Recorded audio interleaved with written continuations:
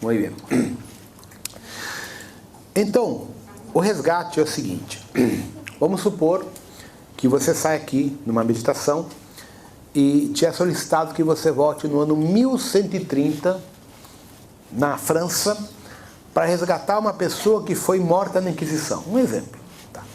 Então você sai na tua linha temporal agora, vai até ali, pega aquela pessoa no processo de morte, resgata ela no processo que ela vai desencarnar e leva para o nosso lar. E interna o cara, matricula o cara numa clínica de restauração neurológica. Então você fez um resgate. Esse resgate não significa que você tem uma ligação kármica com aquela pessoa. Você está ajudando uma pessoa porque era você que estava naquele momento com condições de efetuar aquele resgate. Não significa que você tenha uma ligação com ela kármica. Então, quando você vê na tua carcelar resgates no planeta serem desenvolvidos, não significa que você está resgatando karma teu. Você está efetuando um trabalho de auxílio ao próximo. Ponto final. Quando são resgates nossos, a energia muda. Porque você sente a coisa física, você sente o aspecto físico ectoplásmico de um desgaste no teu corpo. Porque há ressonância. Quando você não sente ressonância no trabalho que foi feito, é porque você não tem conexão com aquele trabalho. Você foi só um agente para desenvolver um trabalho. Acabou. Mas quando você de fato vai desenvolver um trabalho na linha temporal, onde você volta cansado, desgastado, há duas opções. Ou você doou material físico, ectoplasma, para auxiliar aquela situação, aquela pessoa, aquele grupo de pessoas, ou você é ressonante com aquela situação, então houve um desgaste energético teu. Então é aí quando você percebe que alguns trabalhos de apometria, você volta muito cansado. E às vezes com muito sono, porque de fato houve um desgaste energético. Então a palavra resgates não significa que nós estamos numa pendência negativa, ou vamos imaginar uma balança comercial com ela negativa contra nós. Não. Você está sendo utilizado e solicitado para ajudar N situações, independente do teu histórico existencial no planeta. Tá? Então a primeira coisa que vocês têm que entender é que a palavra resgate não significa pagar karma. Pelo contrário, você está auxiliando pessoas, animais ou planeta de forma indiferente à tua história planetária. Outra situação. Muitas vezes, os nossos trabalhos, do ponto de vista temporal, todos entram na apometria. Por isso que hoje a palavra apometria é o que todo mundo usa para inventar curso. Né? Porque, na verdade, o que é apometria? Apometria, atendimento à distância. Quem inventou essa técnica? Dr. Lacerda. Né? Mas, na verdade, não foi nem o Dr. Lacerda, foi um porto-riquenho, não lembro o nome dele agora, que levou essa técnica para Porto Alegre em 65 e o Dr. Lacerda aprimorou e deu o nome de apometria. E então ele fundamentou academicamente, escreveu e formatou o livro que dá origem à apometria no Brasil e no mundo. Em 65 foi registrado isso. E de lá para cá, muitas técnicas da Umbanda, do Candomblé e da própria Espiritismo se baseiam da técnica dele, mas não como plágio, porque é o natural a ser feito. Então, de 2003 para cá, quando o meu trabalho se tornou muito significativo no Brasil e nós começamos a incomodar muitas pessoas pelo volume de alunos que nós movimentamos, então as pessoas começaram a plagiar no Brasil e depois aqui em Portugal a palavra apometria alguma coisa. Né? Então, o que acontece? Existem muitas técnicas de apometria. Porque, na verdade, o que é apometria? Tu fica tranquilo no teu lugar, se projeta, faz teu ancoramento, pede ajuda e vai até um lugar e auxilia alguém. É basicamente isso. Agora, na apometria tu pode usar símbolos do Curaquante, pode usar o ancoramento, pode usar os símbolos do reiki tradicional, tu pode usar o que tu quiser. Porque você está usando um ferramental para acoplar na tua técnica de trabalho. Por isso você tem várias apresentações. Então, a única coisa que eu não concordo nesses profissionais é que eles atacam a apometria quântica, atacam a cura quântica estelar e atacam todos aqueles que não seguem a cartilha deles, que é desse tamanho. Porque a proposta nossa é abrir a consciência de vocês. Entende? E a deles é justamente aprisionar para manter vocês presos ao modelo deles, porque eles querem o quê? Lucrar com vocês e tirar dinheiro de vocês. Então, qualquer técnica de apometria funciona. Vocês é que têm que definir qual é a técnica no coração de vocês que é mais válida. Por exemplo, eu pratico apometria sem símbolos. O único símbolo que eu uso na apometria sempre é o Yavit. O resto é ancoramento. Para mim é muito mais fácil fazer apometria com o seu Tranca-Rua do meu lado, o Marabô, a Padilha, do que ficar desenhando o símbolo. É mais rápido eu chamar o Marabô para me dar uma ajuda do que ficar lá dentro, ver qual símbolo que eu vou precisar aqui. Então, no nosso caso, temos um ancoramento. Tá? Então, o que acontece no trabalho que nós temos a desenvolver nesse planeta? Com base no ancoramento, vocês conseguem trabalhar a tua linha de ancestralidade do próprio ancoramento. Vamos entender. Vamos dizer que vocês têm o Exu, todo mundo tem o seu Exu, o seu Pombagira, etc, etc. Vamos dizer que você tem um Exu numa linha cigana. Tá. Ele foi um cigano, que hoje é um Exu cigano. Perfeito. Só que ele, como cigano, ele tem toda uma história de sociedade nômade, que vagou por N encarnações na Terra. Ok. Então, o povo cigano tem coisas maravilhosas e coisas não muito boas também para trabalhar internamente. Então, aquele teu Exu cigano, quando você pede para ele limpar a linha de ancestralidade, limpar os contratos, ele vai limpar a parte dele, que corresponde à experiência encarnacional dele enquanto cigano. Então ele vai mexer na história do pai, da mãe, do filho, da filha, do irmão, da irmã, tudo que ele teve biologicamente. Então ele vai ter que buscar na ramificação de cada um deles, na linha temporal, o que ele pode ajudar e auxiliar no resgate daquelas partículas, através de vocês. Que vocês estão dando a outorga do resgate consciencial. Então, cada uma das entidades de vocês gera essa ramificação de resgate.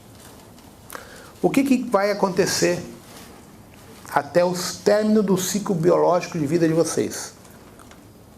Tecnicamente, 80% do ancoramento de vocês resgatou quase 90% do seu histórico encarnacional terrestre, no tempo que resta para vocês aqui.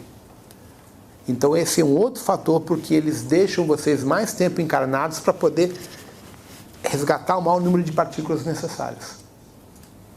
Então quando você fizer a tua passagem, teu ancoramento já ascensionou para um outro patamar. Já está outro nível superior ainda, em relação ao que ele está hoje. Então o que vai acontecer? Cada uma dessas consciências que foi resgatada já despertou a consciência e descobriu que o que ela vivia era um holograma que nunca foi real. Então quando você faz a tua passagem, a famosa morte, e vai para outro plano, direto para a nave Santa Esmeralda, quem te recebe, te acolhe é teu ancoramento. Você não vai mais para o nosso lar. As pessoas da cura quântica, ou seja, os meus alunos que têm contato comigo nos últimos 5 anos para cá, porque de 5 anos para cá eu mudei todo o repertório dos cursos, mudei tudo. Então eu estou dando muito mais informação nos últimos 5 anos do que eu dava antes, em termos do que está acontecendo, do que vai acontecer com vocês. Então, por exemplo, várias pessoas que eu tenho feedback que já faleceram, que elas voltam a conversar comigo, elas não vão para o nosso lar, elas vão direto para uma nave Santa Esmeralda. E elas têm consciência que estão numa nave. E têm consciência que elas têm um corpo criogênico, mas que elas ainda têm que resgatar muitas coisas para poder reativar o corpo delas na totalidade. Então, o futuro de vocês estão construindo neste momento. Vocês estão sedimentando a estrutura básica para o que vocês vão ser. Então é através das escolhas de vocês é que vocês têm um futuro ascensional ou não. Então, aí voltamos à questão mais séria. As escolhas. No que elas têm que se basear? No intelecto ou no coração? A gente sempre vai dizer pelo coração, concordo. Mas muitas vezes o intelecto te ajuda a equilibrar as coisas também. Então você tem que trabalhar intelecto e coração para ter o equilíbrio. Tá? E as escolhas de vocês têm que ser escolhas que reflitam a harmonização da vida de vocês, que reflitam em benefício do que é melhor para vocês. E por isso que muitas vezes a escolha não é fácil. Entende? Então, como eu sempre digo para vocês, o livre-arbítrio, como foi ensinado, não existe, é uma farsa. Né? Mas um pouco o livre-arbítrio que nós temos, que é poder escolher certas determinadas situações da nossa vida, tem que ser feitas de uma forma a criar um retorno positivo na vida de vocês. Quando nós efetuamos o resgate, a palavra tem várias aplicações. Então, por exemplo, você pode voltar no tempo passado, numa escolha mal feita, e tentar reverter aquilo. O que você tem que trabalhar quando é um resgate temporal por uma escolha mal feita? O sentimento de culpa por ter errado. Então você volta no tempo, trabalha e harmoniza aquela situação que hoje que você sabe que foi uma má escolha. Mas você já está naquela vertente. Então você tem que harmonizar aquela situação para minimizar o teu sentimento de culpa ou de revolta por parte daquilo que hoje você, mas eu escolhi errado. Ok, mas já foi feito. Então você minimiza o efeito colateral daquela escolha. Os trabalhos que nós desenvolvemos na palavra resgate são muito amplas. São informações muito grandes. O mais importante a nível de resgate que nós temos que talvez priorizar: contratos de abdução, limpar isso daí, contratos de submissão religiosa, contratos de fanatismo religioso, que está totalmente desligado da submissão religiosa, e os contratos de alta magia.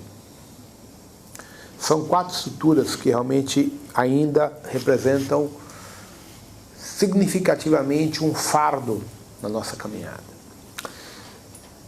Por exemplo, o contrato de abdução, ele tem que ser reavaliado, porque assim, muitos contratos de abdução estão baseados em projetos que vocês fizeram parte enquanto extraterrestres antes de encarnar na Terra. Quando houve a convergência dos 37 mundos de exílio dentro do setor de Orion, nesse setor nosso são 148 planetas de exílio, só em Oriones 37. E se você juntar Sagitário, Capricórnio, Eridianos, Áquila, Cassiopeia, Pégasus e outro lugar aqui embaixo, dá 148 planetas de quarentena. 37 é só aqui no nosso puxadinho local. Então, o que acontece? Desses 37 mundos locais aqui, ou os 148, tanto faz, porque está tudo igual, tudo é um planetas de prisão, foram transferidos para esses planetas as espécies, as raças e as consciências que não se enquadravam na imposição das novas diretrizes do pós-guerra. Vamos tentar mostrar o modelo na Terra.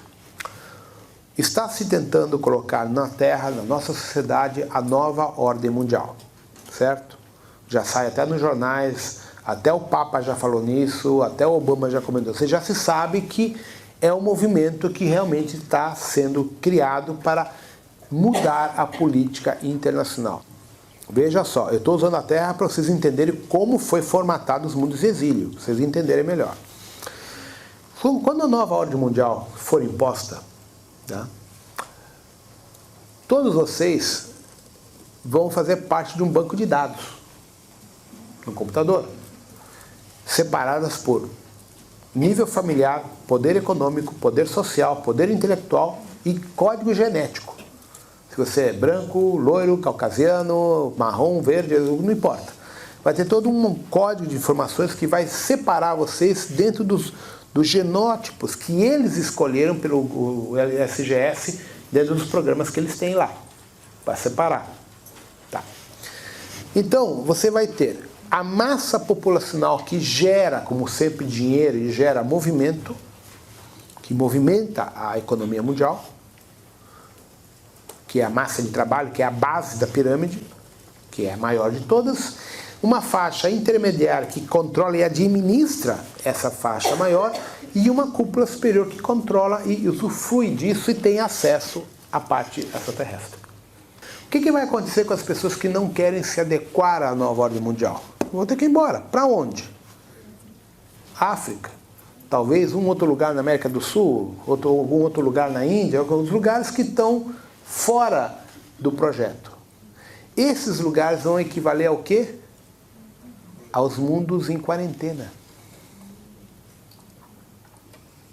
Então, nos mundos em quarentena, teoricamente, vai sair o lixo da sociedade. Mas não é que essa sociedade é lixo. São aqueles que escolheram sair para não participar do processo e que foram isolados por ordem política, governamental naqueles setores. Como essas áreas externas não pertencem à legislação planetária, lá pode-se fazer o que quiser. Então é nessas áreas onde vão continuar a ser desenvolvidas as pesquisas genéticas, os testes, porque não tem controle. Então, nos mundos em quarentena, aconteceu isso. As sociedades estelares começaram a desenvolver projetos de pesquisa genética justamente porque eram planetas onde não havia legislação. E eles sabiam que no código genético dessas espécies havia a conexão com o código micaélico, ou metratônico, ou emanuélico, os códigos que eles queriam. Então começaram a fazer pesquisas genéticas nos mundos em quarentena porque não havia uma legislação que proibisse isso. Até o dia de hoje não há. Então o que você faz? Em vez de você invadir um planeta da Federação, que é a legislação, você vai invadir um lugar que não tem lei. E ninguém pode te processar e te proibir.